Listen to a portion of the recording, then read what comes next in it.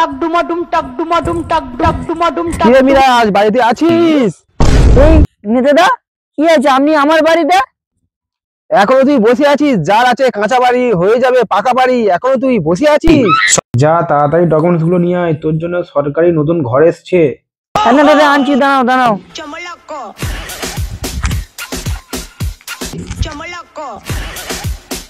এই অফিসার, এই ডকুমেন্টসটা আগে নে, ঘরটা যেন অতি অবশ্যই আসে।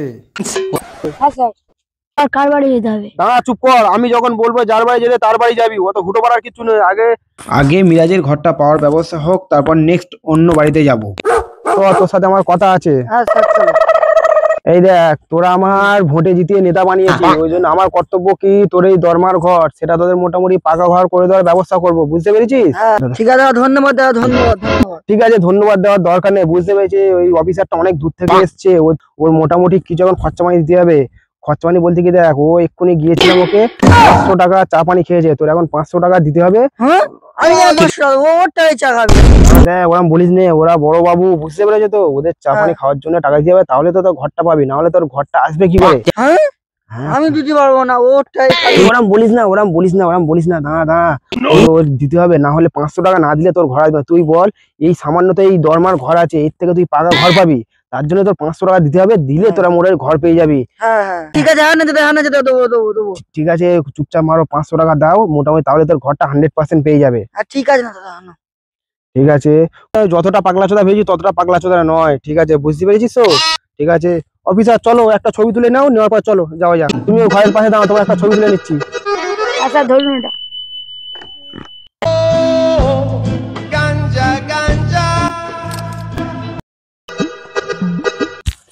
আজকে আমি তোমাদের নিয়ে এখানে কেন বসেছি কি জানো? কেন কেন বলো?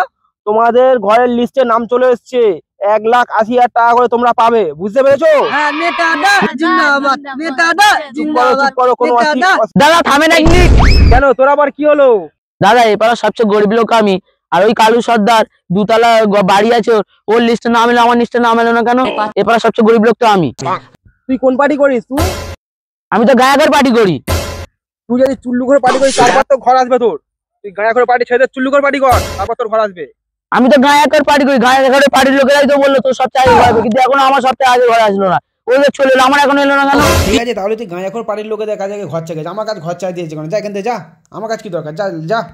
আমি তাহলে এবার আন্দোলন করব, আমার ঘর আসছে না, আমি আন্দোলন করব।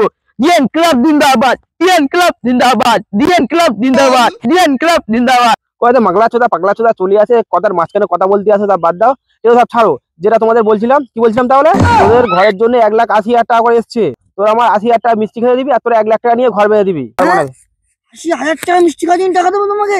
দেবো না, আমি ঘুষির টাকায় ঘর করবো না। ঘুষের টাকায় না করলে তোদের ঘর আসবে না, ভালো করে বুঝে শোন। তোদের এখন শুধু লিস্টে নাম এসছে, এখন কি তোদের ঘর এসছে?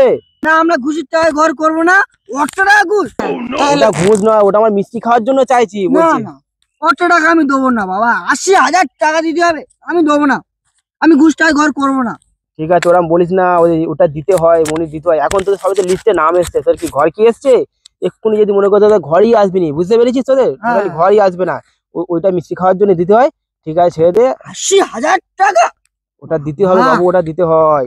এটা নেতাদের না হলে ইনকামটা হবে কোথায়? এতেই তো নেতাদের ইনকাম হয়, তোরা জানিস না? নেতাদের ইনকাম এটা, আমাদের চলবে কি করে? তোরা যদি আমাদের এই টাকাটা দিস, হ্যাঁ এও ঠিক বলছো, তাহলে 80,000 টাকা আমার, হ্যাঁ তাহলে তোর 1 মাসের মধ্যে তোর টাকা ঢুকে যাবে। 80,000 টাকা আমার, 1,00,000 টাকা তোরা নেই, বুঝতে পেরেছিস? হ্যাঁ নেতা বাবু জিন্দাবাদ, নেতা বাবু জিন্দাবাদ।